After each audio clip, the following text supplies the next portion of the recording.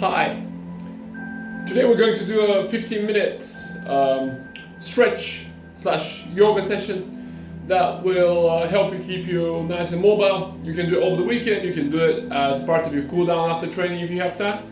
It's only going to take 15 minutes or approximately 15 minutes. So it's going to be short and sweet and we'll cover the entire body with it. So without further ado, let's get started. First, I'm going to turn my countdown timer on to make sure I'm on track. So we're going to start with quadricep stretch. The easiest way to start is you're on both knees like I am right now, but then one leg is going to go in front, and then with the other leg you adopt this position so your knees fully bent, your top of your shin is on the floor, and then we slowly try to relax and lie back. Initially it can be quite uncomfortable, but progressively you're going to keep going deeper and deeper and deeper and deeper. Ideally, some very flexible people can lie down doing this. I can't. Focus on your breathing.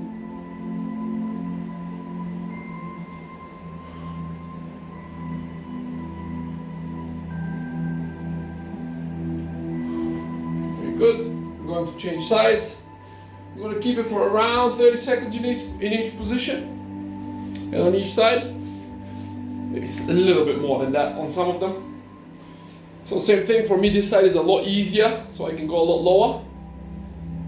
Nice and deep.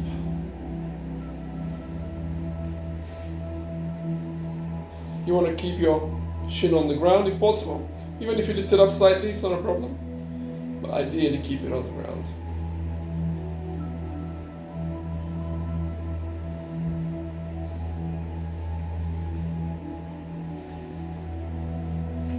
Very good. Now, we're going to go straight into a hamstring stretch. It's one that we haven't done so often in boot camp. So here we're going to have one leg slightly in front of the other. The back leg is going to bend and you're going to reach for the front leg. Just like I am now. The front leg is completely straight, the back leg is slightly bent. It's a bit tricky to get into the position, but once you do, you really feel it. You're going to feel it all across your calf and your hamstring. Nice and deep. So here I am very flexible, unlike with my quads. So I can really reach for my toe. Progressively I can probably go even lower. Be careful because this stretch is quite intense, and yeah, you don't want to pull a hamstring, so take your time.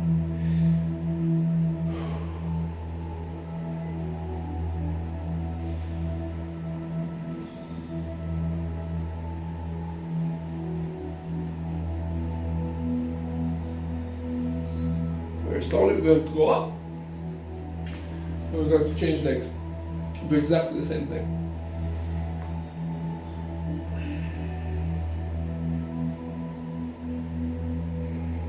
When you're doing every stretch that requires deep stretching, every time you exhale, you try to go a little bit deeper. And you try to relax your muscles as much as possible.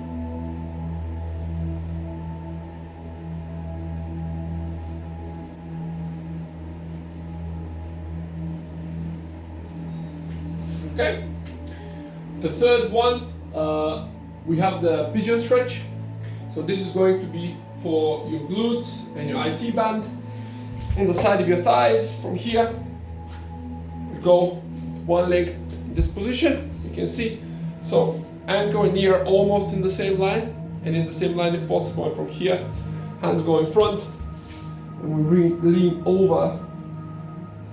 Now the aim is to feel a stretch in your glutes, so in this part on the opposite leg, okay? If you don't feel it there, adjust your position so you feel it there. And you want to push as much weight as possible to my right side right now.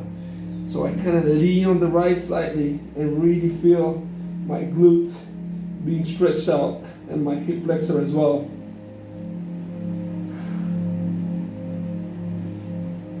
Believe it or not, most people with tight hips don't only need hip flexor stretches, they need glute stretches as well.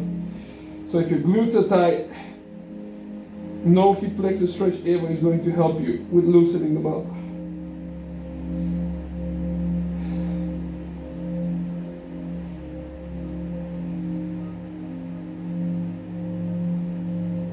Very good.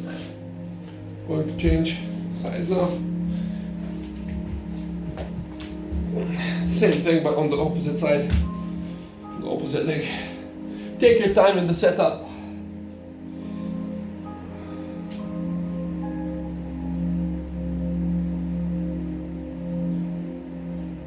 So my left side is definitely tighter than my right side. I know for the majority of you, if not for all of you, that applies the same way, maybe opposite sides. There's nothing to be worried about. It's very normal. As humans in our daily activities, we would favor one side and overuse one side, underuse the other side without even realizing it. So one side would tighten up more than the other.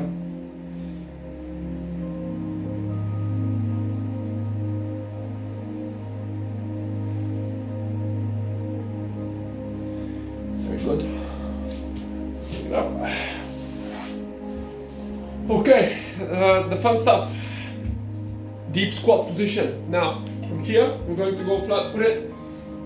I'm doing this barefoot today. If you can't go flat-footed barefoot, you can have shoes on, but since you're doing a flow, you need to start with shoes on, so just keep that in mind. Knees out, chest up.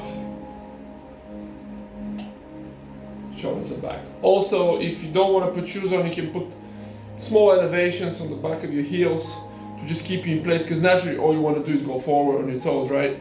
We want to plant the heels and really stretch the ankles, the hips. We're going to keep this for a little bit longer, so for around 1 minute, this one. If you have been regular at boot camp, you will know that we do this after every single workout. The reason is it really improves the bottom of the squat position, opens up your hips, and prepares you for the next session.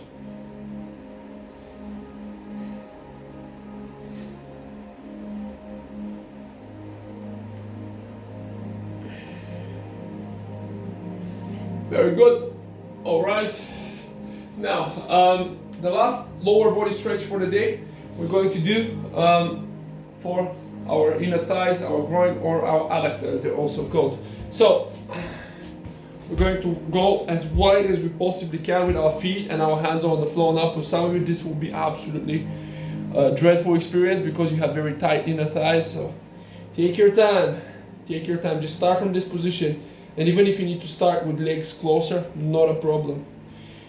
I personally really like this stretch, and I do it very often, somewhere between 2 and 4 times a week, most weeks.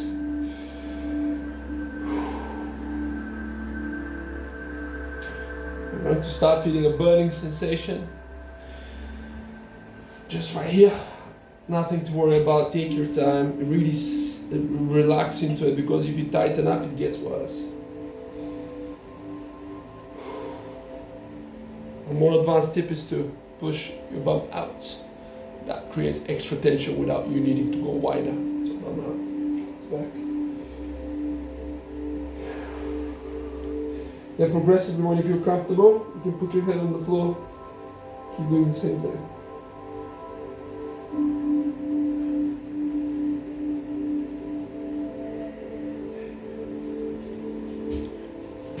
Okay, and slowly I'm going to twist the toes in. You see how I'm doing a small step so you don't hurt yourself. Okay, then you bend your knees and you're ready. Next stretch, we're going to go with the lat stretch. So we're going to do it one side at a time. You start on your knees, one arm is in front, the other one is just out of the way. So from here, you put your palm flat on the floor, then you turn towards the opposite side, and you're really going to feel a stretch down your lat. It's really intense. I have tight lats. I have always had tight lats, and this kind of stretching really helps with the overhead position of any kind of exercise. For example, an overhead squat, a shoulder press, a shoulder up.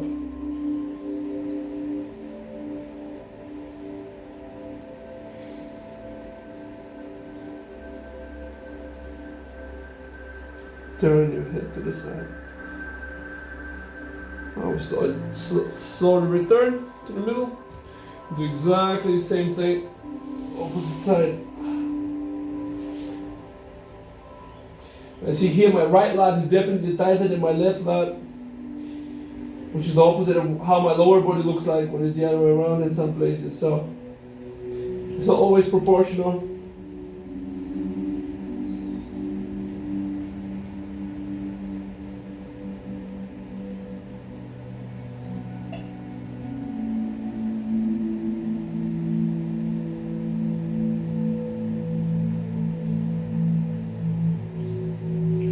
Slowly bring it together, and we move on with the next stretch, which is a rather simple one. We're going to go with a reverse shoulder stretch. So grab your arm.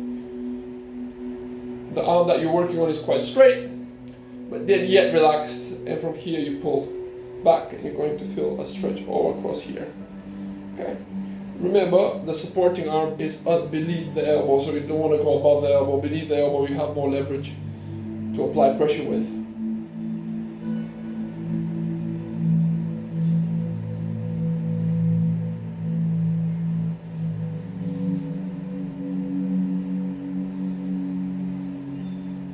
Really again, relax into it, and you're going to start feeling the back of the shoulder muscles. Even some of your neck muscles stretching out a little bit. Change sides.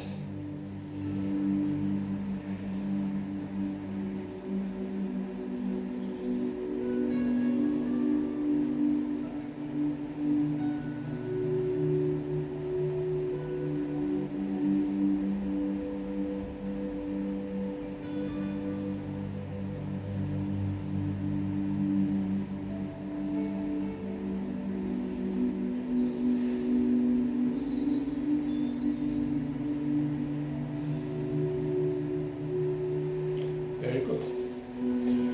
Okay, the next one is called cat-cow.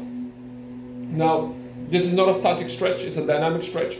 So you will be doing two movements, I'll show you how. And they're for your lower back and the mobility of your lower back. The reason being this is a dynamic stretch is because the lower back is extremely difficult to stretch. So we have to find ways to do it. And in this case, we start with the cow position, which is what you're seeing right now. Shoulders are square over the wrists. Need to also square with the shoulders and the wrists. And from here, we round the lower back, so we tuck our bum underneath, and then we stick the bum out. So we try to get maximum contraction in the lower back, then maximum extension. Tense your abs and your glutes as you're going under. Inhaling at the top, exhaling down.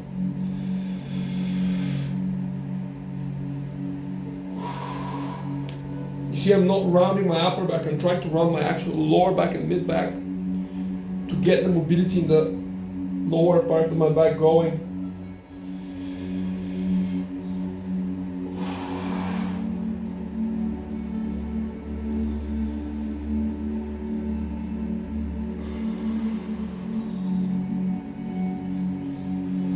The aim is to tuck your bum underneath.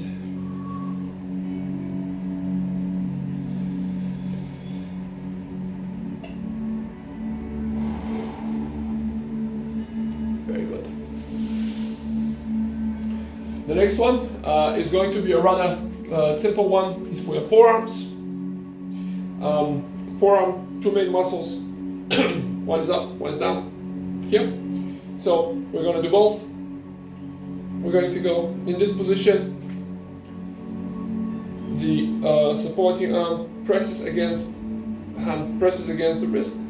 Gently to start with, and progressively you can press a little bit further. My right arm in this case is completely relaxed, so I can feel a stretch going up my forearm and my wrist. Okay, I don't know about you, but I suffer with tight wrists. I've always had tight wrists, or rather weak wrists, unfortunately. So have to stretch them to keep them healthy. About 20 seconds, and you turn it to the opposite direction. You do exactly the same thing.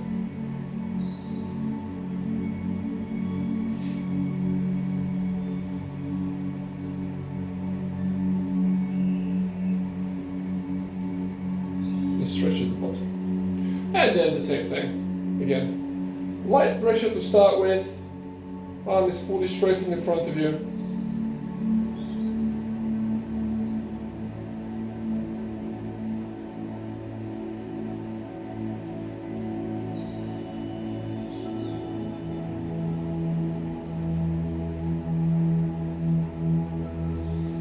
And then we turn.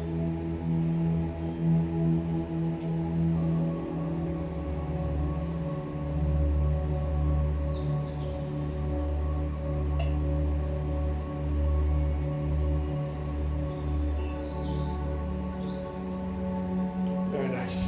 The last stretch for the day is going to be for your neck. So from here, I'm going to use my left arm to put on the right side of my head, and then I'm going to gently push the head down to the left. I'm going to feel a stretch coming across here, very gentle to start with, and then progressively you will be able to go lower and lower and lower and apply more pressure progressively as well. If you suffer with a tight neck or tight neck muscles, or you have neck stiffness in the morning, this is a great stretch to do throughout the day as well. I'm going to do 30 to 45 seconds on each side.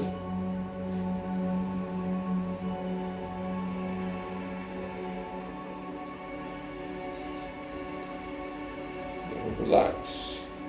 Change sides.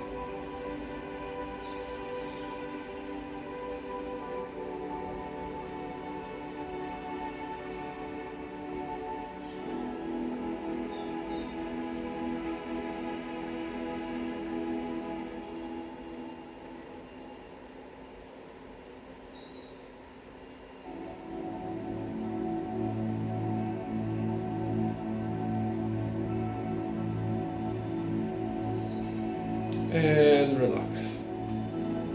This was the full stretch routine. I recommend doing this anywhere between 1 and 3 times a week. I hope you enjoyed it, and I will see you at Zoom Camp.